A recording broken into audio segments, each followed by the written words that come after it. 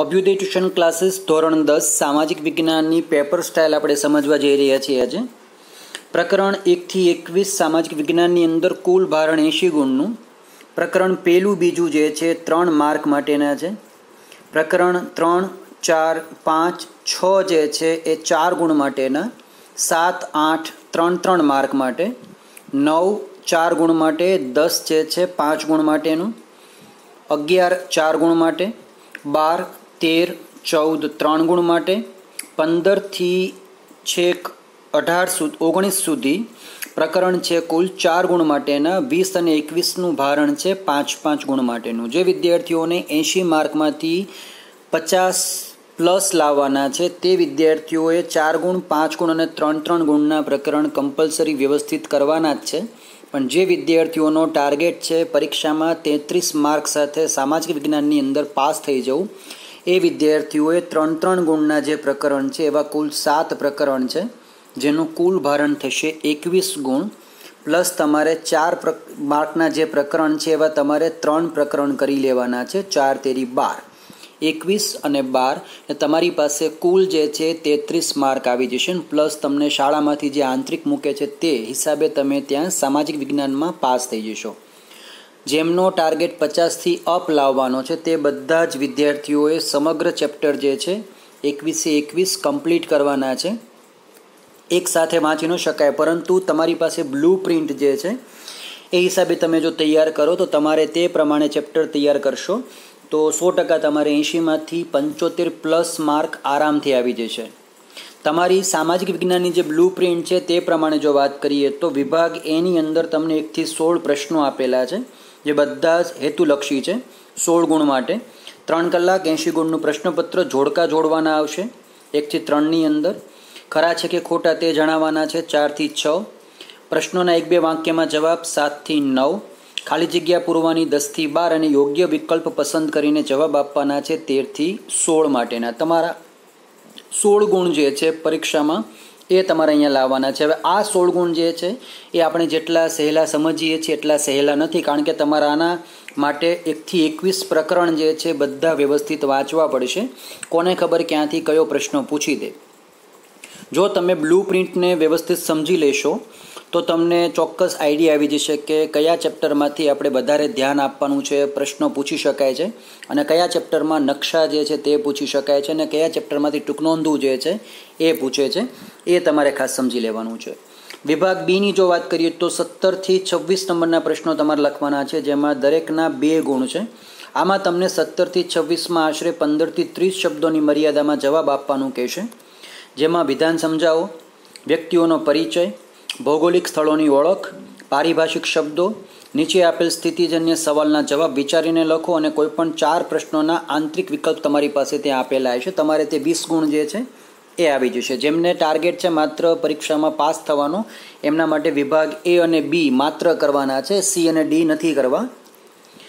જો સી વાત કરવાની થાય તો સી વિભાગની અંદર 27 થી 34 નંબરનો પ્રશ્ન ક્રમાંક, કે જેમાં તમારા દરેકના ગુણ 3 છે, તો તેમાં તફાવત, વિધાન સમજાવો અને પારિભાષિક શબ્દો આવી જશે.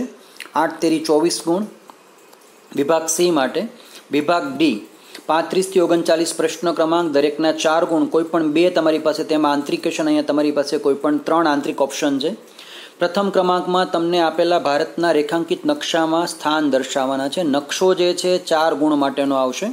વિદ્યાર્થીઓ તમને PDF ફાઇલ એક અલગથી આપેલી છે, જેમાં દરેક નકશાઓ જે છે ચેપ્ટર વાઇઝ જેમાંથી નકશા આપણને પૂછી શકાય છે એ દરેકની તમારી પાસે વિગત છે.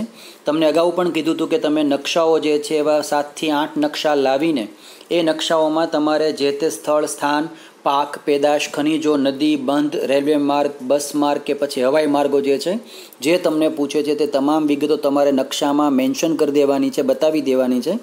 અને નકશા તમારે તમારા ઘરની એવી જગ્યાએ ચોંટાડવાના છે, ચિપકાવવાના છે, જ્યાં તમે દરરોજ જતા આવતા હો ને તમારું ત્યાં ધ્યાન જતું હોય. જો તમે તે નકશાના દરેક સ્થળ, સ્થાન, ખનિજો, પેદાશો, ધાન્ય કે જે કાંઈ તમને વિગતો પૂછે છે તમે તે દરરોજ વાંચશો તો તમારે નકશામાં 4 ગુણમાંથી 4 ગુણ ચોક્કસથી મળશે.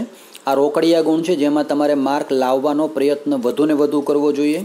બીજું, તમારી પાસે જે પ્રશ્નો છે એ પ્રશ્નોમાં સવિસ્તાર ઉત્તર આપવાના છે. એટલે તમારે જે સવાલ હવે આમાં કરવાના છે તે સવાલ તમારી પાસે આવે છે બ્લુ પ્રિન્ટમાં.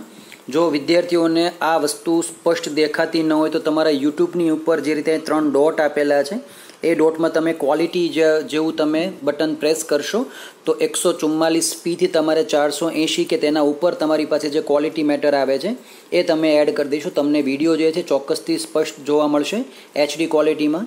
બીજું કે આ બ્લુ પ્રિન્ટ પ્રમાણે જો વાત કરીએ તો 1 થી 21 ગુણની અંદર પ્રકરણ પહેલું જે છે એમાંથી પ્રકરણ ચોથું, પ્રકરણ 12, 14, 18 આ દરેક પ્રકરણ જે છે તેમાંથી, ઉપરાંત 2, 7, 11, 14, 16, 19, 21, 3, 8, 10, 14 આટલા પ્રકરણમાંથી તમારી પાસે એક ગુણના જે શરૂઆતના તમને 16 હેતુલક્ષી પ્રશ્નો જે પૂછવાના છે તમને આ પ્રકરણમાંથી આવશે.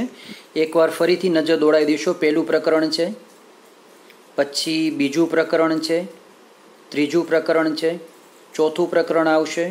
પાંચમા પ્રકરણમાંથી તમને કોઈ એક ગુણનો પ્રશ્ન નથી આવવાનો, એટલે તમે પ્રકરણમાં ધ્યાન આપશો 2 ગુણ, 3 ગુણ ને 4 ગુણ માટે. પ્રકરણ 6 જે છે તેમાં તમારી પાસે કોઈ પ્રશ્ન નથી 1 ગુણ માટેનો. પ્રકરણ 7 1 ગુણ માટે તૈયાર કરવાનું છે. 8મું જે છે 1 ગુણ માટે. 9મું જે છે 1 ગુણ. 10 1 ગુણ માટે પ્રશ્ન નથી આવવાનો. 11 જે છે એ 1 ગુણ માટે તૈયાર કરવાનું છે. 12મું 1 ગુણ માટે. 13મું જે છે એ નથી કરવાનું. 14મું પ્રકરણ 1 ગુણ માટે. 15મું જે છે 1 ગુણ. 16 1 ગુણ. 17 નથી કરવાનું. 18 1 ગુણ માટે. 19મું 1 ગુણ. 20મું ચેપ્ટર જે છે નથી કરવાનું અને 21મું ચેપ્ટર તમારે 1 ગુણ માટે કરવાનું છે. વાત કરીએ 2 ગુણ માટે તમારે કયા કયા પ્રકરણ કરવાના છે તે ખાસ તમે તમારી સમાજ વિદ્યા કે તમે નોટમાં જે નોંધ લખતા હો તેમાં નોંધી લેશો. 2 ગુણ માટે તમારે પ્રકરણ કરવાનું છે પહેલું, બીજું,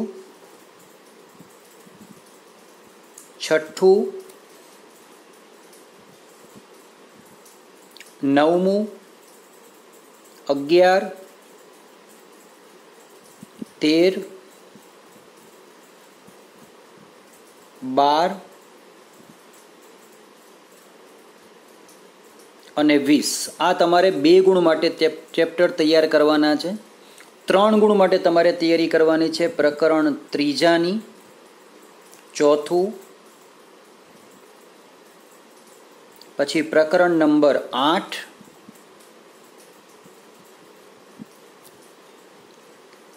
પછી પ્રકરણ નંબર